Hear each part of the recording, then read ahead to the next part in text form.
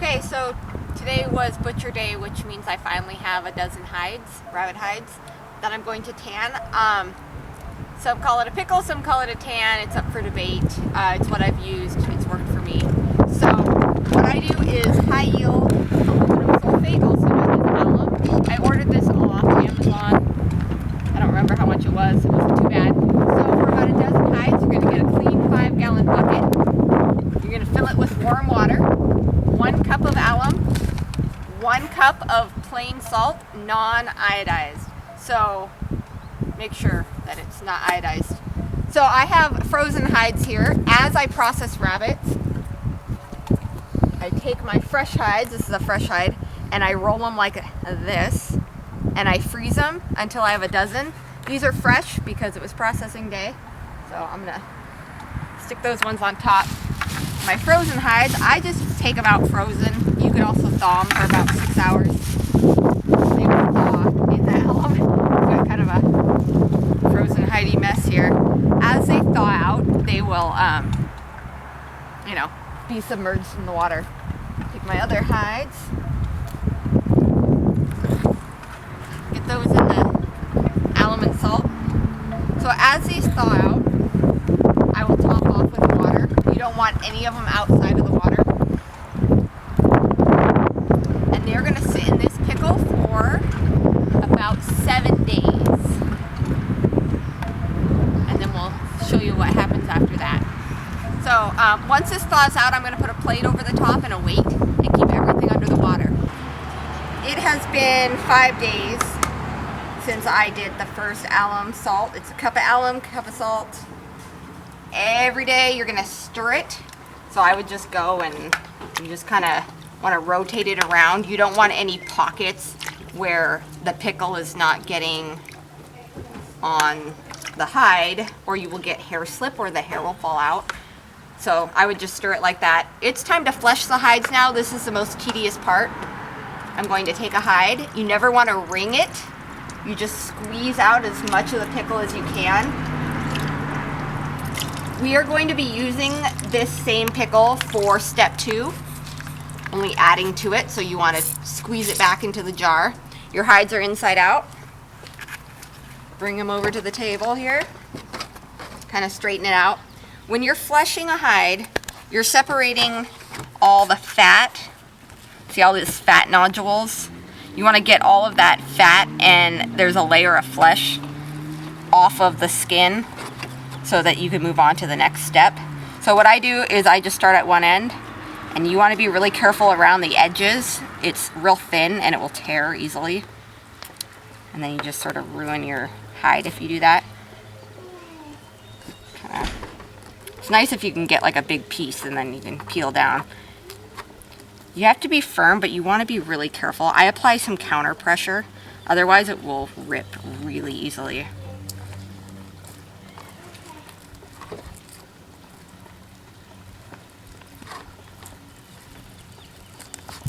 The middle part is a little bit thicker.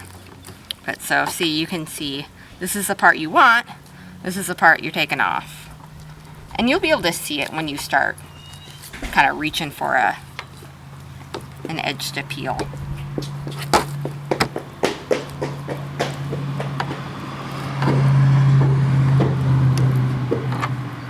There are fleshing tools also. I just kind of prefer to do it by hand. I ripped a few hides trying to do a fleshing knife, and just feel I can be a little more gentle with my hands. So just apply that counter pressure.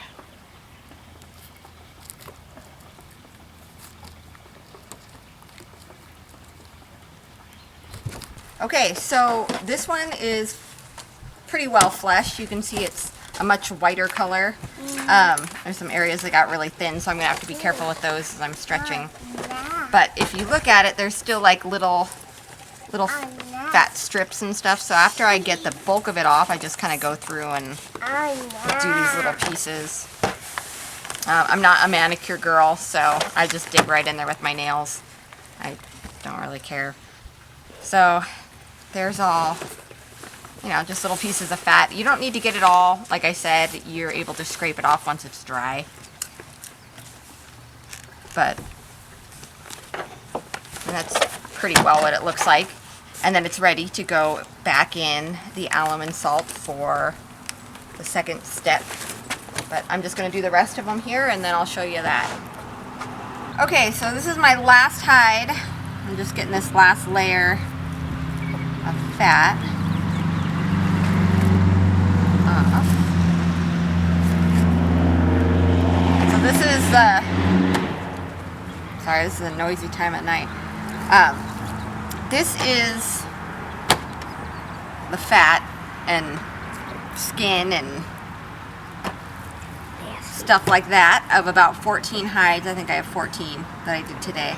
Normally I'm a little more meticulous, but because I'm doing 14, I'm going to do a lot of this on the back end, kind of the finishing stuff. So that looks pretty good. Okay, step 2 is going to be, you're going to use all of your pickle from the last batch, now that your hides are flush. And you're just going to do the same thing. You're going to add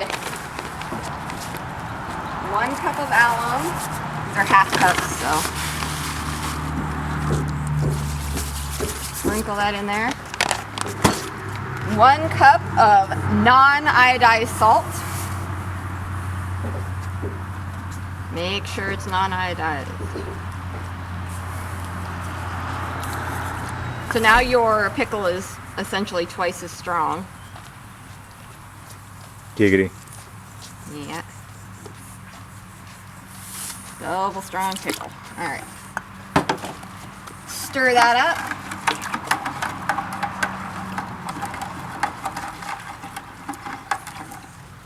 And you're going to take your flesh hides. They're going to have kind of a white, dry look to it now. And you're just going to return them to the pickle.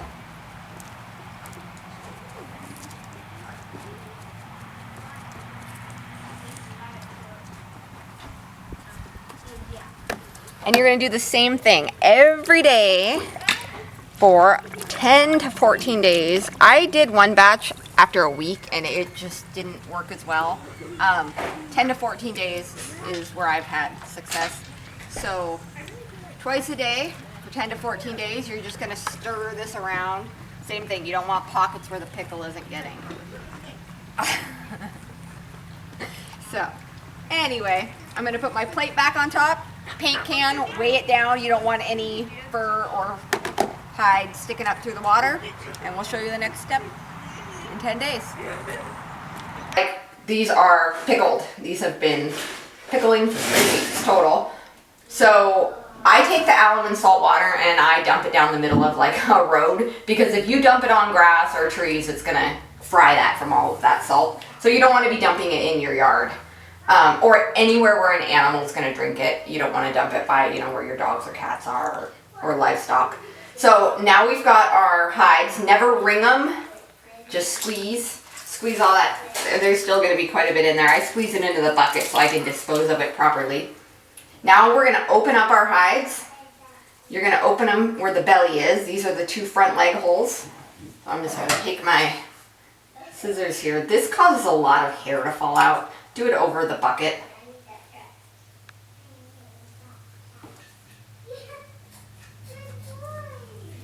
Because wherever the hair is connected where you're cutting, it just comes right out in chunks. Cut all the way down the belly, straight line. And the back legs, and now you've got your hide. So what I'm going to do now is I'm going to soak all of my open hides in cool water and just try to get all this alum out. I'm going to let them soak about 20 minutes. Drain it, refill with clean water, soak again for 20 minutes, and drain. Now they're all opened up, and basically what you want to do is fill your bathtub, put them in here, swish them around. You're going to see a lot of hair. You don't really want that going down your drain, or you're going to have a clog on your hands. So if you have one of those screens for your drain, that's usually the best way to do it. So you're just going to swoosh it around, get all the dirt and whatever else is on your hides. I mean, these were live animals. So as you can see there, how murky the water is. A lot of that is pickle, but a lot of it is dirt from the rabbit's hair and just loose hair. So we're going to drain this with a screen, and I'm going to refill it and re-swish about 3 or 4 times until this water is clear.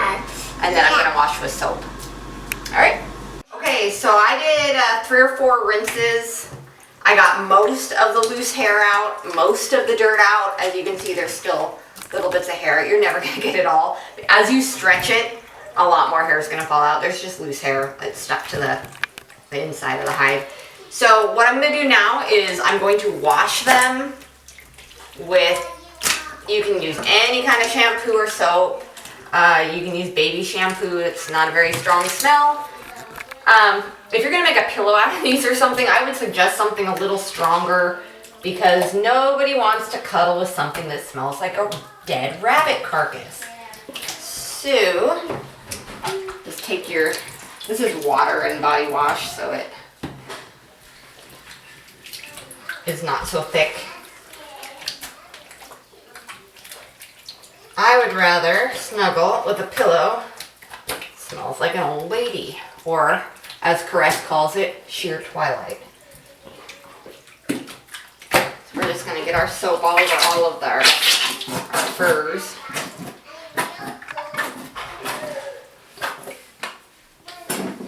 Okay, and then I just kind of work it into all the surfaces. It's gonna get a lot more of the dirt off too. We tractor our grow out, so they get dirty feet and dirty backs and whatever just from laying in the grass.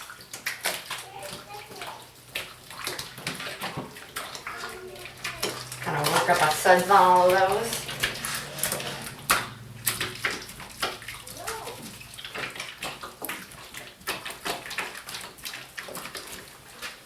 Alright, they're nice and soapy now, so I'm going to, I drained that in here. I did that so I could put my little net on. Okay, I'm going to fill it up with kind of lukewarm water. Okay, so what I've done is basically, I have an extra shower rod, pressure shower rod, so I just stuck it here. This is how I do my first initial drip. You can just take them outside and do it if it's a nice day. It's showery today, so we don't want to dry them in the rain. That doesn't make a lot of sense. So these are fully rinsed now and washed. So what I'm going to do is I'm just going to squeeze, not wring, as much water out of these as I can.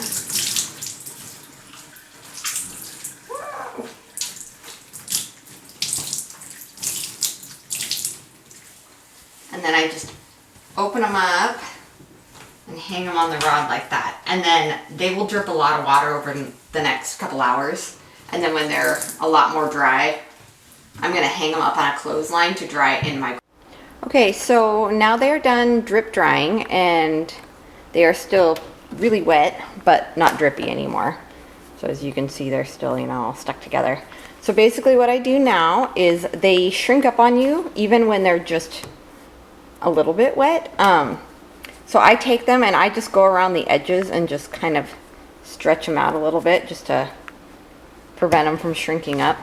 When you break the leather, you will see if I can get this into focus here. Okay, the darker part will become whiter as you stretch it. And that's kind of how you break the leather. These are still really wet, so you're not going to get that white effect yet. But I basically just go around with all of my pelts and just kind of stretch them as they dry. I'm going to do that about twice a day. And then I hang them in my garage on a line to dry. So that's kind of my line of pelts hanging like that. Okay, so this is day 2. They're still pretty wet, but they're a much drier texture. And so basically what you're going to do is you're going to go all the way around the edges, and you can kind of see as the leather breaks, it becomes... I actually broke that one. And you just want to stretch them out as they're drying. You'll see kind of the dark becomes lighter colored. Once you break the leather, you're not going to have to re-break that leather in that spot. You have to be really gentle when doing this, or you can tear it like I just did. And so what I do is I just work my way all the way around the edges. And then when they're totally dry, you're gonna do a lot more. So, okay, so here is where it's sort of over dried a little bit and it gets kind of that rawhide texture. You can see as I stretch it, if your whole hide gets like that, it becomes really, really hard. So, and then see how it just kind of becomes white? Then you've got like a good stretched leather in there. That's what you're looking for. And when this is fully dried and fully stretched, the whole thing's gonna look white. That's how easy it tears. Just no big deal when it's right along the edge, you can just trim that off. But if you can avoid it, go all the way around the edge, you can just see how that. Oh, this is the tedious part. I'm gonna get my kids to work on it. And I just go out twice a day and I just kind of stretch these hides, fluff them up a little bit, help them to dry. You can see all that loose hair that comes off them. Now I'm going to turn them inside out and kind of let the, sorry, I tore that one, let the skin air out a little bit more. So same thing here, we just start, I go all the way around the edges. That's the part that tends to dry out the quickest. Stretch those out by hand. I know there's other animal hides that are tougher. They don't tear as easily. These are also really young rabbits. We butcher our rabbits at 12 to 14 weeks. They're a Rex rabbit, so their skin is thicker as they get older. And then you don't have to be as delicate, but when you're working with young rabbit hides, you have to be really careful. Okay, so it is Easter Sunday, very appropriate time to be skinning rabbits. This is our dried hide. You can hear it kind of has a crinkly sound to it. It's a little over dry because we have company. This is kind of what the back looks like. And now if you come in a little closer, I'll kind of show you when you stretch it, what I'm talking about with breaking the leather. So I use my hand as counter pressure and I try to grab enough of it because if you grab the end, it's just gonna rip off. So, and then you just pull it and it's gonna give it a lot more inches to it, kind of shrinks up. See how I'm just breaking the leather and it's becoming white? That's what you want. It's a nice white leather. You want to be really gentle with this part. Don't have to pull very hard. And you just want, you know you're done when all your leather just becomes white. Be really careful around the edges. This edge got really crinkly, so we're going to be really careful with it because that makes it really, really fragile. And I might have to spray it a little bit and kind of re-wet it.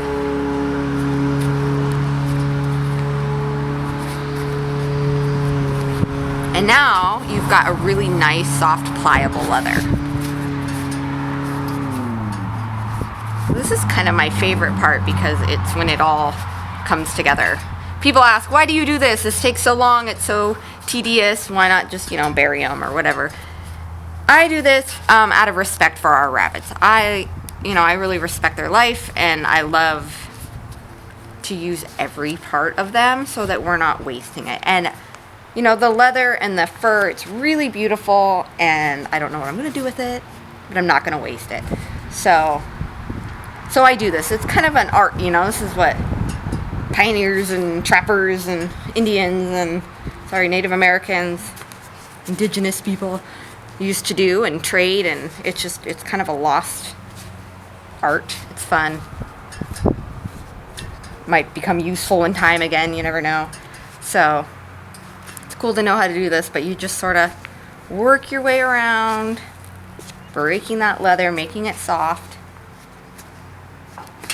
And then I'm not totally done with this one. I'll work on it some more, but I'm just going to kind of quickly show you the next step. So I use the back of this chair. It's just metal. I put it leather side down and I just go like this. And that just kind of further softens it. It loosens up loose hair. It just kind of works the leather, makes it really soft. You can do this on a board. It's good for the edges that are really crinkly and kind of hard to stretch.